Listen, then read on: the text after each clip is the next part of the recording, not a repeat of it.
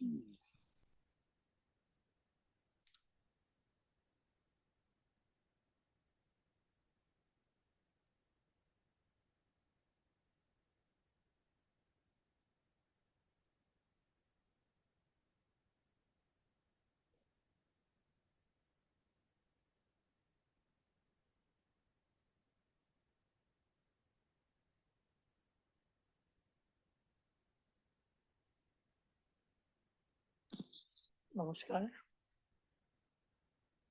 Christ living এর পক্ষ থেকে আপনাদের সবাইকে আজকে বিশ্রামবারের প্রার্থনা ও আলোচনায় স্বাগত জানাই। আজকের আলোচনায় আমরা প্রথম পিতর 2 অধ্যায়ের উপর আলোচনা করার সুযোগ পাবো। আপনারা যেখানে যে অবস্থায় আছেন সবার জন্য মঙ্গল কামনা করে আসুন আমরা শুরুতে প্রার্থনা করি। আমাদের স্বর্গস্থ পিতা, খ্রিস্টের ও পিতা, আমাদের ঈশ্বর, তোমার পবিত্র নাম পবিত্র বলে মান হোক। পিতা, তোমার নাম এবং রাজ্যের বিষয়ে তোমার পুত্রের মাধ্যমে আমাদেরকে প্রার্থনা করতে শিখিয়েছো। তোমার একজাত পুত্র যিনি পৃথিবীতে এসেছিলেন, আমাদের জন্য মুক্তির মূল্য দিয়েছেন, সেই প্রভু খ্রিস্ট যিশুকে আমরা আরো ভালোভাবে জানতে পারবো। খ্রিস্টের শিষ্যরা বিশেষ করে পিতর খ্রিস্টের নিকটবর্তী থেকে যে বিষয়গুলো লক্ষ্য করেছেন এবং শাস্ত্রের মাধ্যমে তুমি যে বিষয়গুলো আমাদেরকে জানার সুযোগ দিয়েছো, আজকে আমরা প্রথম পিতর 2 অধ্যায় থেকে সে বিষয়গুলো আলোচনা করব। পিতা, তোমার পবিত্র শক্তি দিয়ে আমাদেরকে সাহায্য করো, যেন তোমার বাক্য থেকে তুমি আমাদেরকে যেভাবে জানাতে চেয়েছো, সেই জীবন্ত বাক্য বাইবেল থেকে আমরা যেন সেই জল লাভ করি, যা আমাদেরকে আধ্যাত্মিক তৃষ্ণা নিবারণ করতে সাহায্য করবে। সেই সাথে খ্রিস্টকে অনুকরণ করার ব্যাপারে এবং বিশ্রামবার পালন করার ব্যাপারে আজকে তারা প্রচেষ্টা করছেন এবং যারা এরপরও প্রচেষ্টা করবেন, যারা শুনবেন, যারা শুনছেন, তাদের সবার উপর এবং তাদের পরিবারের উপর তোমার প্রেম ও দয়া থাকুক। পৃথিবীব্যাপী বিভিন্ন অসুস্থতা, অসিদ্ধতা, দুর্বলতা, জাতিতে জাতিতে যুদ্ধ লেগে রয়েছে। আমরা জানি তোমার রাজ্যই সমস্ত কিছুর একমাত্র সমাধান।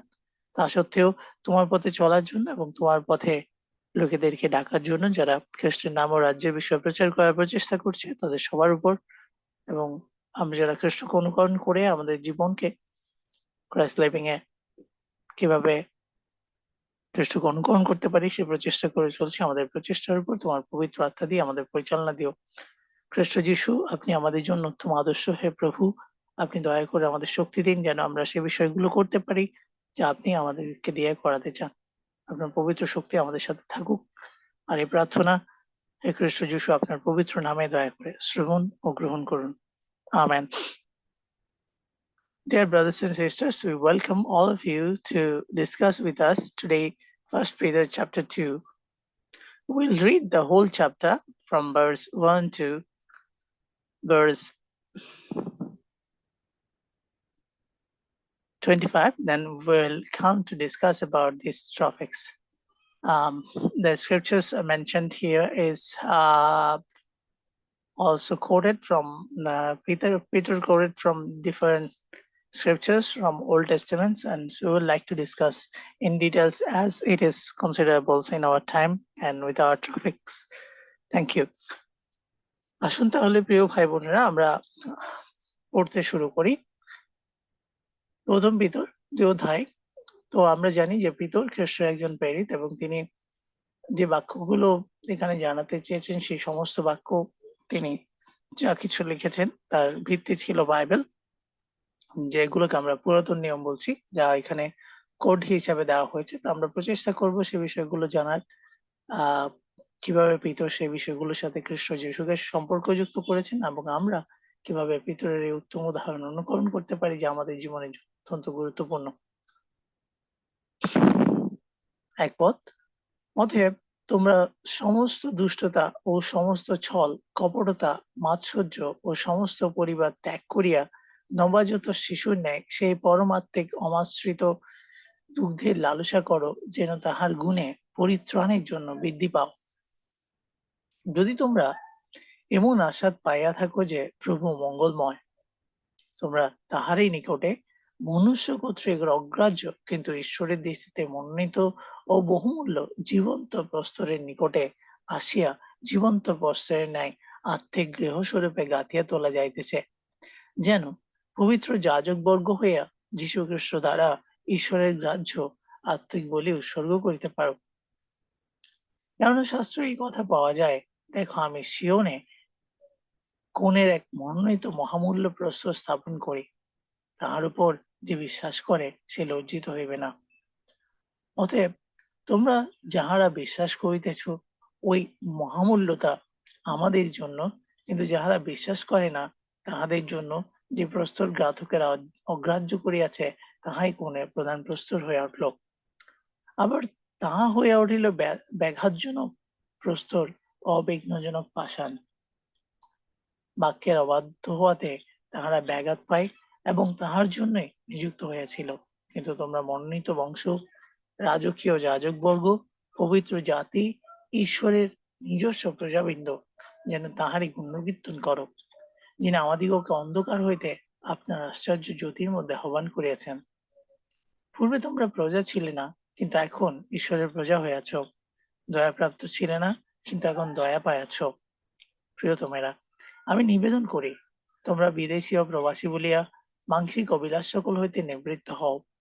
সেগুলো আত্মার বিরুদ্ধে যুদ্ধ করে। আর পরজাতীয়দের মধ্যে আপন আপন আচার ব্যবহার উত্তম করিয়া রাখো। তাহলে তারা যে বিষয়ে দুষ্কর্মকারী বলিয়া তোমাদের পরিবাদ করে, স্বচক্ষে তোমাদের সৎক্রিয়া দেখিলে সে বিষয়ে তত্ত্বাবধানের দিনে ঈশ্বরের গৌরব করবে। তোমরা প্রভুর জন্য মানব সৃষ্ট সমস্ত নিয়োগের বশীভূত হও, রাজার বশীভূত হও। তিনি প্রধান দেশাধ্যক্ষদের বশীভূত হও। তাহারা দুরাচারদের প্রতিফল দিবার নিমিত্ত ও সদাচারের প্রশংসার নিমিত্ত তাহার দ্বারা প্রেরিত। কেননা ঈশ্বরের ইচ্ছা এইরূপে তোমরা সদাচরণ করিতে করিতে নির্বোধ মনুষ্যদের অজ্ঞানতাকে নিরুত্তর করো। আপনাদিগকে স্বাধীন জানিও, আর স্বাধীনতাকে দুষ্টতার আবরণ করিও না, কিন্তু আপনাদিগকে ঈশ্বরের দাস জানিও। সকলকে সমাদর করো, ভাতৃ সমাজকে প্রেম করো, ঈশ্বরকে ভয় করো, রাজাকে সমাদর করো। হে দাসগণ, তোমরা সম্পূর্ণ ভয়ের সহিত আপন আপন মনিবদের বশীভূত হও। কেবল সজ্জন ও শান্ত মনিবদের নয়, কিন্তু কুটিল মনিবদেরও বশীভূত হও। কেননা কেহ যদি ঈশ্বরের উদ্দেশ্যে বিবেক প্রযুক্ত অন্যায় ভোগ করিয়া দুঃখ সহ্য করে, তবে তাহাই সাধুবাদের বিষয়। বস্তুত পাপ করিয়া চপটাঘাত প্রাপ্ত হইলে যদি তোমরা সহ্য করো, তবে তাহার সুখ্যাতি কি? কিন্তু সদাচরণ করিয়া দুঃখ ভোগ করিলে যদি সহ্য করো, তবে তাহাই তো ঈশ্বরের নিকটে সাধুবাদের বিষয়। কারণ তোমরা ইহার নিমিত্তে আহত হইয়াছ, কেননা খ্রিস্ট তোমাদের জন্য দুঃখ ভোগ করিলেন এবং এই বিষয়ে তোমাদের জন্য এক আদর্শ রাখিয়া গিয়াছেন, যেন তোমরা তাহার পদচিহ্নের অনুগমন করো। তিনি পাপ করেন নাই, তাহার মুখে ছলও পাওয়া যায় নাই। তিনি নিন্দিত হইলে প্রতিনিন্দা করিতেন না, দুঃখ ভোগ খালে তর্জন করিতেন না, কিন্তু যিনি ন্যায় অনুসারে বিচার করেন তাহার উপর ভার রাখিতেন।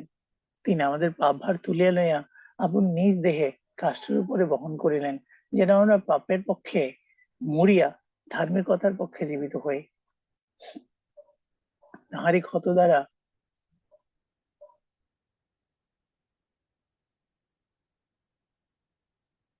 তোমরা আরোগ্য প্রাপ্ত হইয়াছ। কেন তোমরা মেষের ন্যায় ভ্রান্ত হইয়াছিলে, কিন্তু তোমাদের পানের পালক ও অধ্যক্ষের কাছে ফিরিয়া আসিয়াছ। প্রিয় ভাই ও বোনেরা, আমরা এই পর্যন্ত লক্ষ্য করেছি প্রথম পিতর 2 অধ্যায়ে পিতর কিভাবে খ্রিস্টের স্বরূপকে বর্ণনা করছেন এবং আমরা কিভাবে খ্রিস্টকে অনুকরণ করতে পারি, অর্থাৎ ক্রাইস্ট লিভিং হিসেবে জীবনযাপন করতে পারি, নিজেদের জীবনে জীবন্ত খ্রিস্টকে আমাদের আচরণের মধ্যে আনতে পারি, আমাদের কথার মধ্যে, কাজের মধ্যে আনতে পারি, আমাদের পারিবারিক জীবনে, সমাজে, সে বিষয়টা আমরা লক্ষ্য করতে পেরেছি। আসুন আমরা এক এক পদ করে এখান থেকে বোঝার চেষ্টা করি। প্রথমে পিতর 2 অধ্যায়ে 1 পদ এভাবে শুরু করে, তোমরা সমস্ত দুষ্টতা ও সমস্ত ছল এবং কপটতা ও মাৎসর্য এবং সমস্ত পরিবার ত্যাগ করিয়া নবজাত শিশুদের ন্যায় পারমার্থিক অমিশ্রিত দুগ্ধের লালসা করো, যেন তাহার গুণে পরিত্রাণের জন্য বৃদ্ধি পাও। প্রিয় ভাই বোন, আমরা যদি ইংরেজিতে দেখি, এই শব্দটা যেটা লেখা আছে ম্যালিক, দুষ্টতা, সমস্ত ছল, ডিসিট, সমস্ত পরিবার, ছল, এখানে হিপোক্রেসি, মাৎসর্যকে অ্যানভি এবং পরিবাদকে স্ল্যান্ডার বলা হয়েছে। তো আমরা একটু লক্ষ্য করি যে এই স্বভাবগুলো কোথা থেকে আসে, দুষ্টতা এবং ছল। চিন্তা করুন, এটা মানুষের হৃদয়ে রয়েছে। আপনি আমি কখনো কখনো এরকম আচরণ করেছি বা করতে পারি, কিন্তু খ্রিস্ট আমাদেরকে সেই বিষয়ের জন্য দোষী সাব্যস্ত করছেন না, বরং এখানে ভিতরের মাধ্যমে প্রভু যীশু খ্রিস্টের অনুসারী হয়েছি যে আমরা, বা অনুসারী হব যে আমরা, আমাদের হৃদয় থেকে সেগুলো ত্যাগ করার কথা বলা হচ্ছে। খেয়াল করবেন, দুষ্টতা আমাদের চারপাশে আমরা যখন দেখি তখন আমরা ব্যথিত হই। কেন? কারণ আমরা দুষ্ট লোক নই বা দুষ্ট লোক হতে চাই না। কিন্তু আমরা কি আমাদের পরিবারের মধ্যে দুষ্টতা অনুকরণ করছি বা ছলনা করছি? অথবা আমাদের স্বামী স্ত্রীর মধ্যে কি এমন সম্পর্ক রয়েছে যে আমরা একে অন্যের সামনে একরকম, পিছনে আরেক রকম আচরণ করছি? কপটতার কথা যদি চিন্তা করেন, যেটাকে ইংরেজি ভাষায় হিপোক্রেসি বলা হয়েছে, আমরা হয়তো চিন্তা করতে পারি আমরা কেমন ব্যক্তি সেটা লুকানোর জন্য আমরা আমাদের সোশ্যাল মিডিয়া থেকে শুরু করে অন্যান্য জায়গায় আমরা কেমন আচরণ করছি। অর্থাৎ আমরা কি আমাদের নিজেদেরকে লুকাচ্ছি? আমরা কি সত্যি আমাদেরকে লুকাতে পারি? আমরা হয়তো চিন্তা করতে পারি যে আসলে এই লুকানোটা মানুষের কাছে যতটুকু লুকানো হয়, সত্য তো একদিন প্রকাশিত হবে, কিন্তু ঈশ্বরের কাছে কি এটা লুকানো থাকে? কখনোই না। তাই তিনি আমাদেরকে কি বলেন? নবজাত শিশুর ন্যায়। এখন নবজাত শিশুর ন্যায় কথাটা দ্বারা তিনি আমাদেরকে কি বোঝাতে চেয়েছেন? আসলে আমরা ঈশ্বরের রাজ্যে প্রজা হওয়ার জন্যই মনোনীত যদি হয়ে থাকি, বা আমরা সেই পথ যদি অনুকরণ করি, তাহলে আমরা শিশুদের ন্যায়, হ্যাঁ, অর্থাৎ শিশুদের ন্যায় বলতে কি বোঝানো হয়েছে? অমিশ্রিত দুগ্ধের লালসা করো। অর্থাৎ ঈশ্বরের বাক্য আমাদেরকে কি নির্দেশনা দিচ্ছে? প্রভু আমাকে কি বলতে চান আপনি? আমি কিভাবে জীবনযাপন করব? সেটা স্বাদ পেতে বলেছেন। যখন আমরা সেটা স্বাদ পাবো, আমরা আজকে যেরকম সুযোগ করে নিয়েছি, আমরা এই বিষয়গুলো জানার, শোনার এবং নিজের জীবনে কাজে লাগানোর যে প্রচেষ্টা করব, তখন পিতা আমাদেরকে আশীর্বাদ করেন। শব্দটা লক্ষ্য করুন, যেন তাহার গুণে পরিত্রাণের জন্য বৃদ্ধি পাও। আমাদের পরিত্রাণ প্রয়োজন। পরিত্রাণ কোথা থেকে? পরিত্রাণ, হ্যাঁ, আমরা আমাদের পরিবারে সুস্থ আছি, ভালো আছি, আমাদের একটা সুন্দর স্বাভাবিক পরিবার আছে। তা আপনি কি জানেন আপনি আমি এমন একটা ক্ষয়ের দাসত্বে রয়েছি যে আমরা সবাই অসুস্থ হচ্ছি, কষ্ট ভোগ করছি এবং মারা যাব? হ্যাঁ, খ্রিস্ট এই জন্যই জন্মগ্রহণ করেছিলেন। ঈশ্বর আমাদেরকে এই জন্যই ভালোবেসেছিলেন, যেন আমরা খ্রিস্টকে বিশ্বাস করে পরিত্রাণ লাভ করি, অর্থাৎ এই দুষ্টতা, কষ্ট, অসুস্থতা থেকে মুক্তি লাভ করি। তাই আমাদেরকে প্রথমে সেটা অনুকরণ করতে হবে, অনুসরণ করতে হবে। কাকে অনুকরণ করব? আমরা ধারাবাহিকভাবে জানবো। ৩ পদে দয়া করে লক্ষ্য করুন, যদি তোমরা এমন আস্বাদ পাইয়া থাকো যে প্রভু মঙ্গলময়। আমি আপনাদের ৩ পদটা আপনাদের নিজের বাইবেল থেকে চেক করতে বলি। দয়া করে এই প্রভু মঙ্গলময় কথাটা যদি আপনি চেক করেন, এটা দেখবেন গীত সংহিতা ৩৪ গীত ৮ পদ থেকে নেওয়া হয়েছে। অর্থাৎ যেখানে বলা হয়েছে সদাপ্রভু মঙ্গলময়, আস্বাদন করিয়া দেখো। তাহলে এই যে শব্দটা যেখানে রয়েছে, এটা সদাপ্রভু শব্দটা ব্যবহার করা হয়েছে, কিন্তু খেয়াল করবেন এখানে ভিতর খ্রিস্ট যিশুর কথা বলতে চাচ্ছেন। যদি আপনি একটু নিচে লক্ষ্য করেন, আসলে তিনি যিশুর কথাই বলছেন, প্রভু মঙ্গলময়। তাই বাইবেলে যে কথা যেহোবা, বা আমরা যাকে ইয়াওয়ে বলি, অথবা আমরা যাকে সদাপ্রভু বলছি, অথবা আমরা যাকে ঈশ্বর বলছি, এখানে আমরা লক্ষ্য করতে পারি প্রথম শতাব্দীর প্রেরিতরা সেই শাস্ত্রপদগুলো খ্রিস্ট যিশুর জন্য কিভাবে ব্যবহার করেছেন। কেননা খ্রিস্ট যিশুই সেই ঈশ্বর ছিলেন যিনি মাংসে মূর্তিমান হয়েছিলেন আমাদের জন্য, আমাদের কষ্টবাদ নিজের দেহে বহন করেছিলেন। তাই খ্রিস্ট কিভাবে একজন ঈশ্বরের পুত্র? হ্যাঁ, আমরা প্রথম থেকে জানি যে বাক্য ঈশ্বরের সাথে ছিলেন। তার মানে এখানে দুটো আলাদা সত্য আমরা লক্ষ্য করতে পারি, এবং বাক্য ঈশ্বর ছিলেন। তো এটা আমাদের কাছে স্পষ্ট যে খ্রিস্ট সেই তিনি যার মাধ্যমে সমস্ত পৃথিবী, আকাশ, ভূমণ্ডল সমস্ত কিছু প্রস্তুত করা হয়েছে। তাই আমাদের ঈশ্বর বলতে আমরা যাকে পরম ঈশ্বর, অর্থাৎ সর্বোত্তম ঈশ্বর, আমাদের পিতা, খ্রিস্ট যাকে পিতা বলেছেন, সেই ঈশ্বরকে বুঝি, তখন আমরা বুঝতে পারি যে খ্রিস্টই সেই ঈশ্বরের মহিমা যিনি পৃথিবীতে আমাদের জন্য প্রকাশিত হয়েছেন। অর্থাৎ সেই ঈশ্বর নিজে আমাদের জন্য প্রকাশিত হয়েছেন।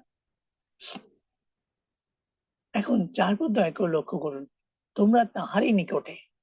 এখন আমরা কার নিকটে যাচ্ছি? মনুষ্য কর্তৃক অগ্রাহ্য, কিন্তু ঈশ্বরের দৃষ্টিতে মনোনীত ও মহামূল্য জীবন্ত প্রস্তরের নিকট আসিয়াছ। আমরা কাকে জীবন্ত প্রস্তর বলি? খ্রিস্টকে জীবন্ত প্রস্তর বলি। আমরা কার নিকট এসেছি? মনুষ্য কাকে অগ্রাহ্য করেছে? যিহুদিরা খ্রিস্টকে অগ্রাহ্য করেছে। কিন্তু খেয়াল করবেন, এখানে যেমন খ্রিস্টকে প্রভু হিসেবে বলা হয়েছে, তবে এখানে একই সাথে পিতা পুত্র পবিত্র শক্তির বিষয় তুলে ধরা হয়েছে যে ঈশ্বরের দৃষ্টিতে খ্রিস্ট মনোনীত। তাই তিনি আমাদেরকে কি বলেন? আমরা সেই জীবন্ত প্রস্তর খ্রিস্টের কাছে এসেছি, আসিয়া জীবন্ত প্রস্তরে নিয়ে আত্মিক গৃহরূপে গাঁথিয়া তোলা যাইতেছে। অর্থাৎ আমাদেরকে খ্রিস্টের সহ দাস হিসাবে, খ্রিস্টের সহ ভাই হিসাবে, অর্থাৎ ঈশ্বরের দাস হিসাবে, খ্রিস্টের মতো করে আত্মিক পুত্র হিসাবে ঈশ্বর আমাদেরকে গড়ে তুলছেন। এবং কেউ কেউ এখানে পবিত্র শক্তি দ্বারা, পবিত্র আত্মা দ্বারা মনোনীত হয়েছেন কিনা বা তাদেরকে মনোনীত করা হয়েছে না, সে হয়েছে কি হয় নাই সেই বিষয়টা বলতে পারেন। কিন্তু দয়া করে লক্ষ্য করুন, আমরা এখানে সে তর্কে যাচ্ছি না। এটা একান্ত ঈশ্বরের বিষয়। ঈশ্বর কাকে বাছাই করেছেন আমরা নিজেকে দাবি করতে পারি না, বা আমরা এটা বলতে পারি না যে আমরা সেই লেভেলে উঠে গেছি। আমাদের লেভেল তো, আমাদের আমাদের পরিমাপ তো আমাদের ঈশ্বর জানেন। তাই আমরা কোথায় এসেছি? আমরা জীবন্ত প্রস্তর সেই খ্রিস্টের কাছে এসেছি, যেন আমরা তার ন্যায়, সেই জীবন্ত প্রস্তরের ন্যায় আত্মিক গৃহরূপে গাঁথিয়া তোলা যায়, যাতে আমরা পবিত্র যাজকবর্গ হইয়া যীশু খ্রিস্ট দ্বারা ঈশ্বরের রাজ্য আত্মিক বলি উৎসর্গ করতে পারি। প্রিয় ভাই ও বোনেরা, আমাদের জন্য এই বিষয়টা খুবই দরকারি। সেটা হচ্ছে ঈশ্বরের গ্রাহ্য আত্মিক বলি উৎসর্গ করা। আমরা যদি পৌলকে দেখি, তিনি বলেন ইব্রিয়তে যেন আমরা নিজেদের দেহকে পবিত্র ও সূচি রাখি, ঈশ্বরের কাছে নিজেদেরকে গ্রাহ্য বলি হিসেবে উপস্থাপন করি। তাই ভিতর শুরুতে সেই বিষয়টা আমাদের হৃদয় থেকে, আমাদের মন থেকে উপড়ে ফেলতে বলেছেন। হ্যাঁ, আমরা আমাদের চারপাশে দুষ্টতা দেখতে পাই, ছল দেখতে পাই, কপটতা দেখতে পাই, মাৎসর্য বা এনভি, ঈর্ষা দেখতে পাই, আমরা পরিবার দেখতে পাই, কিন্তু আমরা কি সেটা করছি? আমরা কি অন্যের নিন্দা করছি বা অন্যের নিন্দায় অংশ নিচ্ছি? অবশ্য খ্রিস্ট এসে যিহুদি সমাজ ব্যবস্থার নিন্দা করেছিলেন ঠিকই, কিন্তু তিনি ঈশ্বরের বাক্যের নিন্দা করেননি। বরং সেই লোকদের বিষয়ে বলেছিলেন যারা ঈশ্বরের বাক্যকে তাদের নিজেদের স্বার্থে বা নিজেদের বোধগম্যতা দ্বারা চালিত করেছিলেন, এবং মানুষগুলো কষ্টের মধ্যে ছিল। তাই খ্রিস্ট এসেছিলেন আমাদেরকে শুধু সেই ব্যবস্থা থেকে নয়, যে ব্যবস্থা ঈশ্বর করেছিলেন, যে আজ্ঞা তিনি দিয়েছিলেন, 10 আজ্ঞা, যেটা চতুর্থ আজ্ঞাতে আমরা ঈশ্বরের বিশ্রাম পালন করা, সেখান থেকে মুক্তি লাভ করবো, সেভাবে নয়, বরং ঈশ্বরের ব্যবস্থাকে পরিপূর্ণ করার জন্য, যাতে আমরা ঈশ্বর যে নির্দেশনা দিয়েছেন সেই নির্দেশনাগুলো পালন করার ক্ষেত্রে সঠিক বিষয়টা বুঝতে পারি। এবং খেয়াল করবেন, এখানে কিন্তু সেই শব্দটা তুলে দেওয়া হয়নি পবিত্র যাজক বর্গ হয়ে। আপনারা যদি এই শব্দগুলো গবেষণা করেন, তাহলে দেখবেন এই যাজক বর্গ শব্দটা ঈশ্বর যাত্রা পুস্তকে বলেছিলেন। তিনি বলেছিলেন যাতে তারা সেই জাতি হয়ে ওঠে। তাই আমরা কোথা থেকে এসেছি সেটা নয়, বরং শাস্ত্র এভাবে বলছে, কেননা শাস্ত্রে এই কথা পাওয়া যায়, দেখো আমি সিয়ন এক কোণের এক মনোনীত মহামূল্য প্রস্তর স্থাপন করি, তাহার উপরে যে বিশ্বাস করে সে লজ্জিত হইবে না। এই কথাটা কে বলেন? কেউ কেউ বলে ঈশ্বর বলেন। হ্যাঁ, বাইবেল বিষয়বস্তু খুললে আমরা আমরা বলি যে আমাদের পিতা ঈশ্বর বলেন। কিন্তু খেয়াল করুন, ঈশ্বরকে কখনো এই কথা বলেন যে তোমরা আমাকে ছাড়া অন্য কাউকে বিশ্বাস করো, তোমরা আমাকে ছাড়া অন্য কাউকে উপাসনা করো। ঈশ্বরকে কখনো এটা বলেন যে আমার ছাড়া অন্য দেবতাকে তুমি উপাসনা করো, তাহলে 10 আজ্ঞার 1 আজ্ঞা মিথ্যা হয়ে যায়, এবং মনুষ্য সন্তানদের উপর বিশ্বাস করাকে অভিশাপ হিসেবে দেখা হয়, কেননা তারা তো শ্বাস মাত্র। তাহলে আমরা কি কোনো স্বর্গদূতদের উপর বিশ্বাস করব? না, তাই নয়। কিন্তু আমরা লক্ষ্য করতে পারি যিশায়াও 28 অধ্যায় 16 পদ এটা স্পষ্ট করে। তিনি কি বলেন? যে মনোনীত মহামূল্য প্রস্তর স্থাপন করেছে, যে তাহার উপর বিশ্বাস করে সে লজ্জিত হইবে না। বাইবেল আমাদেরকে স্পষ্ট করে, আমরা যখন যিশুতে বিশ্বাস করি তখন ঈশ্বরেই বিশ্বাস করা হয়, কেননা যিশুই সেই ঈশ্বর যিনি মনুষ্য হিসাবে এসেছেন। হাই, আমরা দুর্ভাগ্য মনুষ্য, আমরা সেটা বুঝতে পারি না। কিন্তু দয়া করে লক্ষ্য করবেন 7 পদে, তোমরা যাহারা বিশ্বাস করিতেছ ওই মহামূল্যতা তোমাদের জন্য, কিন্তু যাহারা বিশ্বাস করে না তাহাদের জন্য যে প্রস্তর ঘাতকেরা অগ্রাহ্য করিয়াছে, তাহা কোণের প্রধান প্রস্তর হইয়া উঠিল, আবার তাহা হইয়া উঠিল ব্যাঘাতজনক প্রস্তর ও বিঘ্নজনক পাষাণ। তো এখানে যে কোডটা নেওয়া হয়েছে যিশায়া ৮ অধ্যায় ১৪ পদ থেকে, আপনারা যদি এই পদটা খুলে দেখেন, সেখানে বলছেন তিনি নিজে, আমাদের প্রভু, আমাদের পিতা নিজে সেই ব্যাঘাতজনক প্রস্তর, বিঘ্নজনক পাষাণ হয়ে জেরুসালেমে আসবে। এখন আপনি বলুন তো, সেই ঈশ্বর কখন এসেছিলেন পৃথিবীতে? আমাদের সহিত ঈশ্বর কখন বলা হয়েছিল? একই যিশায় পুস্তকে কি নয়? হ্যাঁ, যিশায় ৯ অধ্যায়ে সে কথা বলা হয়েছে, আমাদের সহিত ঈশ্বর একজন পুত্র আমাদের জন্য জন্মগ্রহণ করেছেন। তাই খ্রিস্টে যখন বিশ্বাস করা হয় ৭ পদে, তোমরা যাহারা বিশ্বাস করিতেছ ওই মহামূল্যতা তোমাদেরই জন্য। তাই দয়া করে খ্রিস্টে যখন আমাদের বিশ্বাসটাকে আমরা স্থাপন করি, তখন খ্রিস্ট যে সেই ঈশ্বর, সেখানে যেন আমাদের সন্দেহ না থাকে। খ্রিস্টের কাছে যখন আমরা প্রার্থনা করি, আমরা যে পিতার কাছে প্রার্থনা করছি সেই বিষয়টা যেন আমরা বুঝতে পারি। আর খ্রিস্টের মাধ্যমে আমরা পিতার কাছে যেতে পারি, যেমন খ্রিস্ট বলেছেন, আমাদিয়া না আসলে কেউ পিতার কাছে আসতে পারে না। এখন আপনি আমি চিন্তা করুন তো, যদি খ্রিস্টকেই বিশ্বাস না করি, তাহলে কি হবে? কিন্তু যাহারা বিশ্বাস করে না তাহাদের জন্য। তাহলে খ্রিস্ট কি একজন স্বর্গদূত, মিখায়েল? খ্রিস্টকে কি প্রস্তুত করা হয়েছে? এভাবে কি কোথাও বাইবেলে লেখা আছে? ঈশ্বরকে একজন স্বর্গদূতকে দিয়ে আকাশ, পৃথিবী, এই সমস্ত বিশ্ব ব্রহ্মাণ্ড প্রস্তুত করেছিলেন। কেউ কেউ হিতোপদেশে বলে যে ঈশ্বর তার সৃষ্টির শুরুতে আমাকে প্রাপ্ত হইলেন। ঈশ্বর তো একা আকাশমণ্ডল পৃথিবী গড়েছেন, তিনি যিশায়াতে বলেন। আর কলসিয়াতে বলেন যে সমস্ত কিছু তার মাধ্যমে তৈরি করা হয়েছে।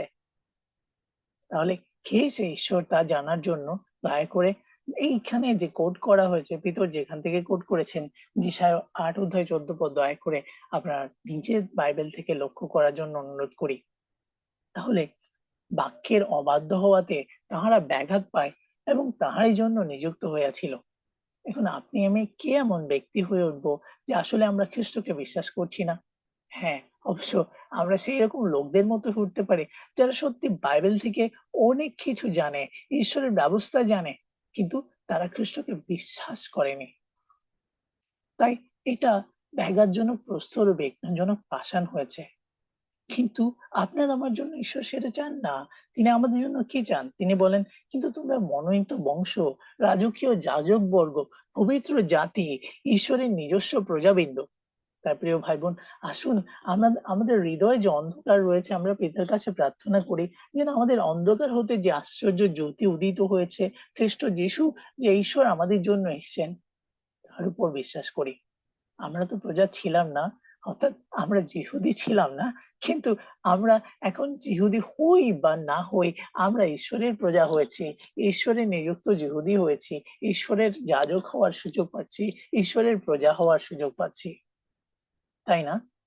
তাই এখন আমরা দয়াপ্রাপ্ত ছিলাম না ঠিকই, কিন্তু দয়া প্রাপ্ত না থাকলে এখন দয়া পাইয়াছি ঈশ্বরের কাছ থেকে। আমরা সেই বিষয়গুলো পেয়েছি যা আমরা নিজেদের কার্য বা ক্ষমতায় বা আমরা কোনো কিছু করে বলে সেটা দিয়ে কিনতে পাই না। এটা ঈশ্বরের অমূল্য দান। তাই প্রিয় ভাই বোন, আসুন আমরা ১১ পদের পিতরের কথাটা শুনি। তিনি বলছেন, তোমরা বিদেশী ও প্রবাসী বলিয়া মাংসিক অবিলাস সকল হইতে নিবৃত্ত হও, যা তার বিরুদ্ধে যুদ্ধ করে। তো এখন আমরা এমন একটা শব্দের মুখোমুখি হয়েছি যেখানে আত্মার বিরুদ্ধে যুদ্ধ করে শব্দটা রয়েছে। আমরা যদি ইংরেজি অনুবাদটা দেখি, ইংলিশ অনুবাদ এটাকে কি বলে আসুন আমরা লক্ষ্য করি। ১১ পদ বলছে, dear friend, I urge you as foreigners and exiles to abstain from the sinful desire which war against your soul. এখন এখানে ভিতরে এমন একটা বিষয় আমাদেরকে তুলে ধরলেন, কেন জানি তিনি আমাদেরকে বলছেন আমরা বিদেশী ও প্রবাসী। আপনি চিন্তা করতে পারেন, আপনার নিবাস যদি স্বর্গে হয়, আপনার নিবাস যদি স্বর্গে হয়, তাহলেই আপনাকে বিদেশী বলা যাবে। এবং আপনি যদি একটা দেশে যান, আপনি যে দেশের নাগরিক নন, তাহলে ভিসা শেষ হলে আপনি সে দেশ থেকে অন্য দেশে ফিরে যান, তাহলে এতদিন যেখানে ছিলেন সে দেশটা কি ছিল? আপনার জন্য প্রবাসী ছিল। তাহলে এখানে ভিতর আমাদেরকে কি বলতে চেয়েছেন? তোমরা বিদেশী ও প্রবাসী বলিয়া মাংসিক অভিলাষ সকল থেকে নিবৃত্ত হও। তার মানে কি, আমরা এমন এক জায়গায় রয়েছি, পৃথিবীতে রয়েছি যেটা আমাদের নয়।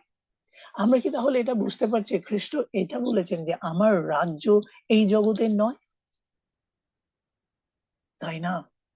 আমাদেরকে এটা জানতে হবে যে আমাদের যে আত্মার কথা বলা হয়েছে, অর্থাৎ খ্রিস্ট যে আত্মিক হিসেবে উত্থাপিত হয়েছেন, আমাদের মধ্যেও কি সে একই বিষয় আছে কিনা।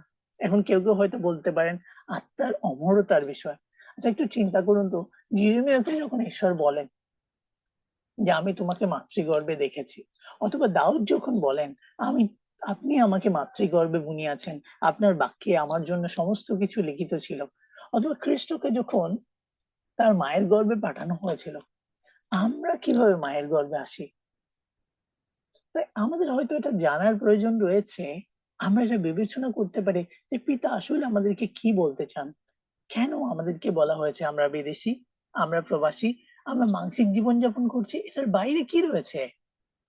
তাহলে আমরা খ্রিস্টের প্রজা হওয়ার জন্য, অর্থাৎ খ্রিস্ট যে রাজত্ব করবেন পৃথিবীতে, এই পৃথিবীতে 1000 বছর যে রাজত্বের কথা বলা হয়েছে, সেই সময় আমরা কি পুনরুত্থিত হব।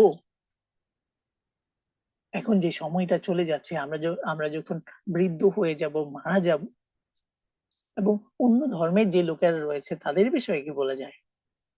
12 পদ বলে, পরজাতীয়দের মধ্যে আপন আপন আচার ব্যবহার উত্তম করিয়া রাখো, তাহলে যে বিষয়ে দুষ্কর্মকারী বলিয়া তোমাদের পরিবাদ করে, স্বচক্ষে তোমাদের সৎক্রিয়া দেখিলে সেই বিষয়ে তত্ত্বাবধান দিনে ঈশ্বরের গৌরব করবে। দয়া করে খুব স্পষ্টভাবে লক্ষ্য করুন, তত্ত্বাবধান দিনটা আমাদের জন্য কেন গুরুত্বপূর্ণ। কারণ ঈশ্বর সমস্ত কিছুর বিচারের জন্য সময়সীমা নির্ধারণ করে এসেছেন, ঈশ্বরের পরিকল্পনা আছে। তাই আমাদেরকে কি বলা হয়েছে, বড় জাতীয়দের মধ্যে, অর্থাৎ যারা একই বিশ্বাসে বিশ্বাসী নয়। এটা হতে পারে আপনার পরিবারের মধ্যে, এটা হতে পারে আপনার এলাকার মধ্যে, এটা হতে পারে আপনি যে দেশে আছেন সেই দেশের মধ্যে। কি হয়েছে, নিজের নিজের আচার ব্যবহার, আমরা যদি ইংরেজিতে লক্ষ্য করি, এটা বলা হয়েছে যে live such good lives among the pagans that though they accuse you of doing wrong। তো ইউ বলতে সবাইকে বোঝাতে পারে, আমাদেরকে বোঝাতে পারে, কিন্তু আপন আপন শব্দটা দ্বারা আমরা বুঝতে পেরেছি যে নিজ নিজ আচার ব্যবহার। আমরা আমাদের পরিবারে কেমন আচরণ করছি, আমাদের স্ত্রীর সাথে, আমাদের সন্তানদের সাথে, আমরা আমাদের বাবা মায়ের সাথে, আমরা আমাদের কর্তৃপক্ষের সাথে কেমন আচরণ করছি, সেটা দ্বারা আমরা কি খ্রিস্টকে অনুকরণ করছি কিনা, খ্রিস্টের অনুসারী কিনা, তা আমাদের স্বচক্ষে সে ক্রিয়া তারা দেখলে তারা যেমন বুঝতে পারবে, তেমনি এখানে দয়া করে লক্ষ্য করবেন, একটা বলা হয়েছে দুষ্কর্মকারী বলিয়া তোমাদের পরিবাদ করে। আমরা যেন অন্যদের পরিবাদ না করি, অন্যদের জন্য নিন্দা বাক্য না বলি। কেন? কারণ তত্ত্বাবধান দিন তো ঈশ্বরের রয়েছে, গৌরব ঈশ্বরেরই হোক, মনুষ্যের নয়। আমরা তেমন জীবন যাপন করতে চাই যা আমাদের ঈশ্বরকে মহিমান্বিত করে, ঈশ্বরের গৌরব করে। তাই আমাদের জীবন যাপনের নির্দেশনা আমরা গুলো পাই কিভাবে। 13 পদে বলছে, তোমরা প্রভুর জন্য মানব শ্রেষ্ঠ সমস্ত নিয়োগের বশীভূত হও। প্রিয় ভাই বোন, এই পিতরের কথা কি আপনার মনে আছে? পিতরকে যখন ব্যত্রাঘাত করা হয়েছিল তার অন্য ভাইদের সাথে খ্রিস্টের নির্দেশনা না মানার জন্য, তখন তারা তাদেরকে কিভাবে বলেছিলেন, শান্ত ভাবে বলেছিলেন, আপনারাই বলুন তো, আমরা কি মনুষ্যের বশীভূত হব নাকি ঈশ্বরের বশীভূত হব। আমাদের তো ঈশ্বরের বাক্য প্রচার করতে হবে। তাহলে এই একটা দিক রয়েছে যেখানে আমরা ঈশ্বরের নির্দেশনার জন্য, দয়া করে এটা হিপোক্রেসি হিসাবে নেবেন না। হ্যাঁ, আমার আমার আজকে সবার রয়েছে, আমার আজকে সাবার ডে, আমার ছুটি পেতে হবে। তা এইভাবে এইভাবে বলার চেয়ে বরং আমাদেরকে শান্তভাবে সেই বিষয়গুলোকে তুলে ধরতে হবে। মানব সৃষ্ট সমস্ত নিয়োগের বশীভূত হও, রাজার বশীভূত হও, তিনি প্রধান, দেশাধ্যক্ষের বশীভূত হও। কেন? কেন? তারা কিসের বশীভূত ছিলেন? রোমীয় শাসনের বশীভূত ছিলেন, অর্থাৎ রোমানরা তখন দেশ শাসন করছিল। তাই আমাদের জন্য প্রতিফলটা কি? প্রতিফলটা হচ্ছে আমরা যখন সে আচরণটা করি, উপরে বলা হয়েছে যে আমরা ঈশ্বরের গৌরব করার জন্য এমন আচরণ করি। তাই আমাদের দেশে, সমাজে যে আইন বা নিয়মগুলো রয়েছে, আমরা বুঝতে পারি সে আমাদেরই মতো একজন মানুষ, সেও ভুল করতে পারে, কিন্তু সেগুলো সবার জন্য যখন তৈরি করা হয়, বা কখনো কখনো এমন আছে যে আইন তৈরি করা হয়েছে বা নির্দেশনা তৈরি করা হয়েছে বা ছাপানো হচ্ছে, যেগুলো মানুষকে বা কোন একটা বিশেষ সম্প্রদায়কে কঠিন করে ফেলে, সংকুচিত করে ফেলে, এরকম হতে পারে। কিন্তু আমরা কি করতে পারি?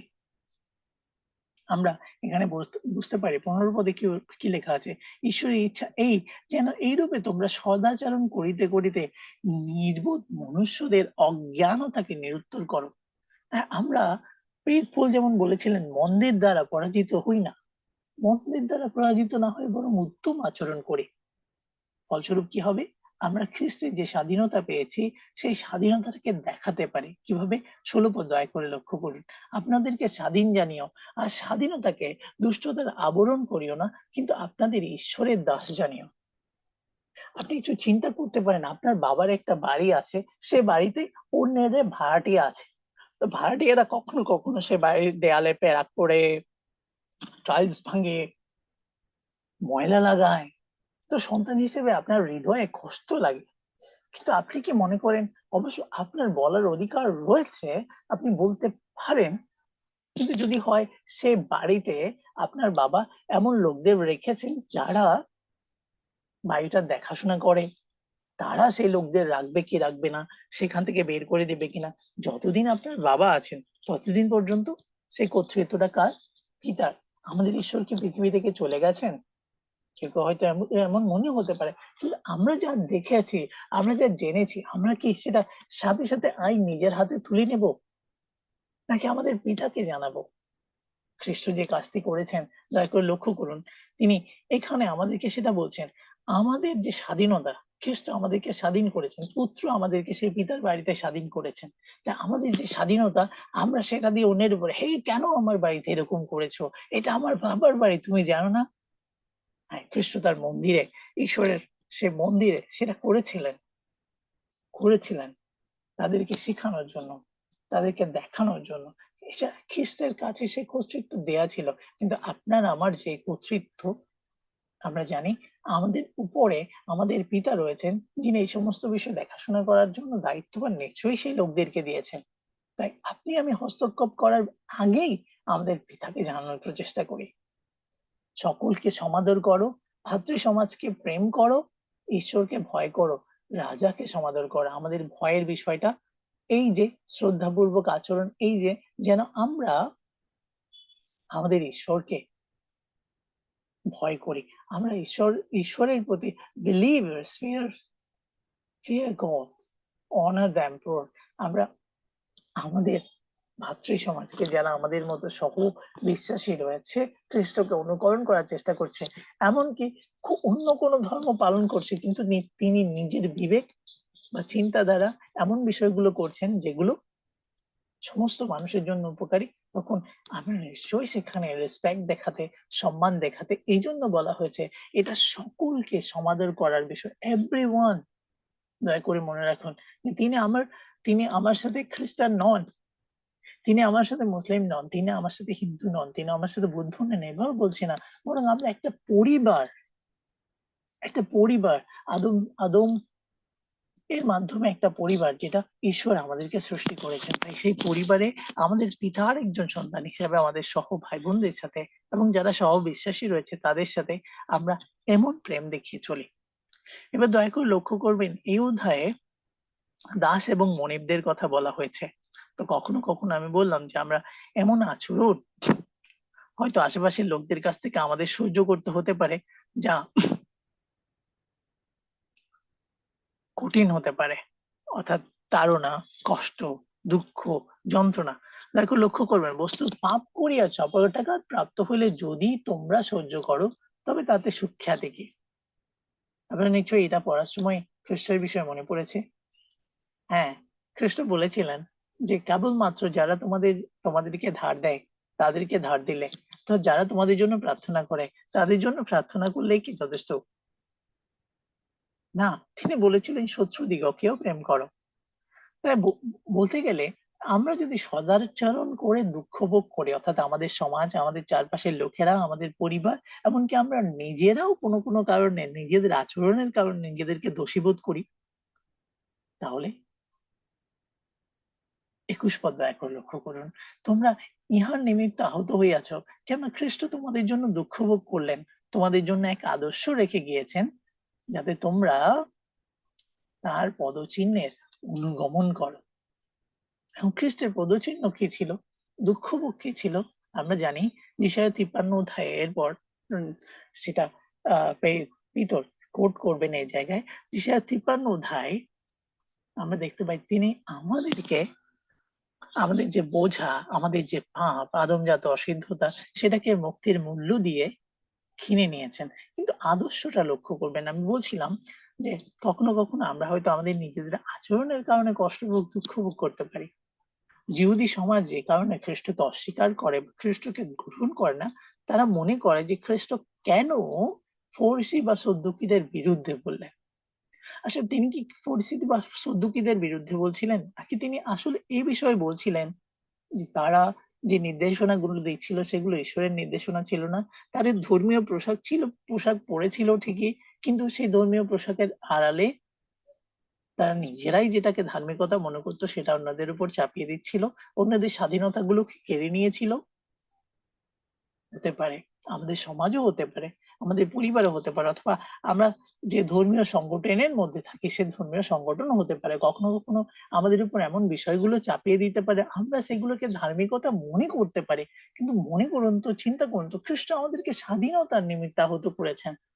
বিশ্রামবার পালন করার বিষয়ে যখন লোকেরা বলছিল, ফরিসিরা বলছিল, তখন তিনি বলেছেন যে বিশ্রামবার তো মানুষের জন্য করা হয়েছে, মানুষ বিশ্রামবারের জন্য নয়।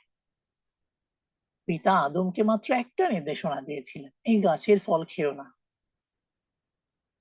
তাহলে হ্যাঁ, আমরা আমাদের পিতার নির্দেশনাগুলোকে যেটা বলেছিলেন যে পরমাত্মিক দুধের লালসার মতো, অর্থাৎ ঈশ্বরের নির্দেশনাকে আমাদের জীবনে কাজে লাগানোর জন্য আমাদেরকে সে বিষয়ে জানতে হবে, কাজে লাগাতে হবে। তাই আসুন আমরা চেষ্টা করি। কি লেখা আছে?